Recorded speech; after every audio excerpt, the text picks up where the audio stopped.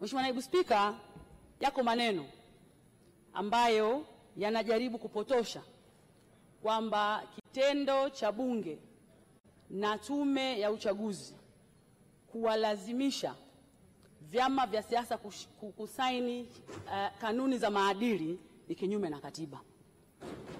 Mheshimiwa Naibu Spika, ibara ya 74 bara ndogo ya 8 ya katiba, baada ya kutoa mamlaka hayo kwa Bunge mwaka jana, bunge hili tukufu na mimi nikiwa sehemu ya wabunge, tulitunga sheria mbili. Na Mheshimiwa Spika, ieleweke, utungaji wa sheria hizi mbili ulipelekea kufutwa kwa sheria kubwa mbili: sheria ya Tume ya Uchaguzi ya mwaka 1985 na sheria ya uchaguzi wa serikali za mitaa ya mwaka 1979. Tukatunga sheria, na kupitia sheria hiyo tukasema Tume ya Uchaguzi kwa kushauriana na serikali na vyama vya siasa watatengeneza kanuni za namna bora ya uendeshaji wa uchaguzi wa serikali za mitaa, rais, wabunge na madiwani.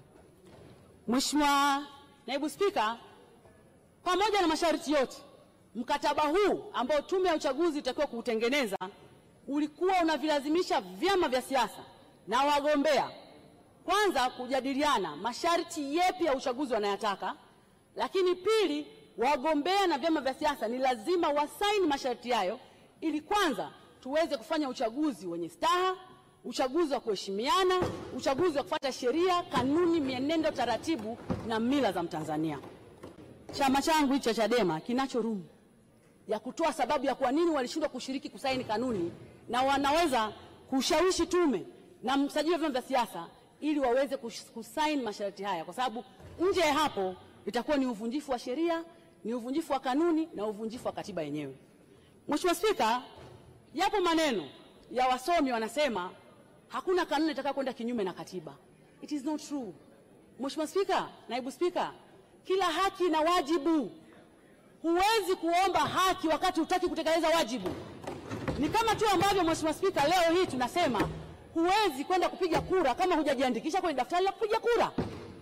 Huo ni wajibu wako. Kama hujajiandikisha kwenye daftari, huwezi kupiga kura. Huwezi kulipwa mshahara, Mheshimiwa Naibu Spika, kama hujafanya kazi. Ili ulipwe mshahara miaka yako ya msingi, ni lazima ufanye kazi. Na huwezi kushiriki uchaguzi kama hujakubaliana na wenzio kwamba yako masharti ya kutunza staha za watu, yako masharti ya kutunza heshima za watu, yako masharti ya kuheshimu sheria za nchi ambayo tunakubaliana sisi, serikali, Tume ya Uchaguzi na vyama vya siasa kwamba tutayafuata kwenye chaguzi zote kuanzia 25 mpaka 30.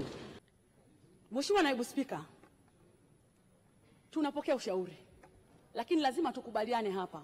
Tusipotoshe umma kutaka kutekeleza jambo ambalo tunajua hata wale wanaolipendekeza hawajatekeleza wajibu wao. Wote tunajua hapa wanasema no reform, no election. Well and good. Sio Tundu Lissu, sio TLS, sio mwanasheria, sio mbunge. Hakuna hata mtu mmoja aliyeanzisha mchakato wa mabadiliko ya sheria. Leo unasema no reform, no election. Utafanyaje reform kama hata mchakato wenyewe wa kubadilisha sheria haujafanyika? Utafanyaje reform? Hakuna mtu aliyejitokeza. Hakuna mbunge, si wa upinzani wala wa chama tawala. Hakuna serikali ambayo imemove motion ya mabadiliko ya sheria. Hiyo no reform ni ya kwenye majukwaa. Mheshimiwa Naibu Spika, hatuwezi kukubaliana na jambo hili. Tusipotoshe umma. Mheshimiwa Spika, mimi na washauri Chadema, hakuna namna ya kusema kwamba watashiriki uchaguzi kama hawatakubaliana na kanuni za uchaguzi. Mheshimiwa Naibu Spika, naomba nifafanue kidogo kuhusiana na hoja yao ya no reform, no election. Mheshimiwa Naibu Spika, mwaka jana Bunge liliita wadau hapa bungeni kwa ajili ya kutoa maoni. Na Mheshimiwa Spika, chama cha Chadema kiliwakilishwa na katibu mkuu wa chama, wakaleta maoni hapa bungeni, John Mnyika. Haikutosha, wakaja baraza la vijana, wakaleta maoni. Haikutosha, likaja baraza la wanawake, wakaleta maoni. Haikutosha, wakaleta hilo wanaoliita bunge la wananchi chini ya mama yangu Susan Limo, wakaleta maoni. Na Mheshimiwa Spika, kwa taarifa tu kwenye bunge hili tukufu, asilimia zaidi ya 95 ya maoni yaliyotolewa yalichukuliwa, yakaingizwa na tukatunga sheria hizi mbili za uchaguzi.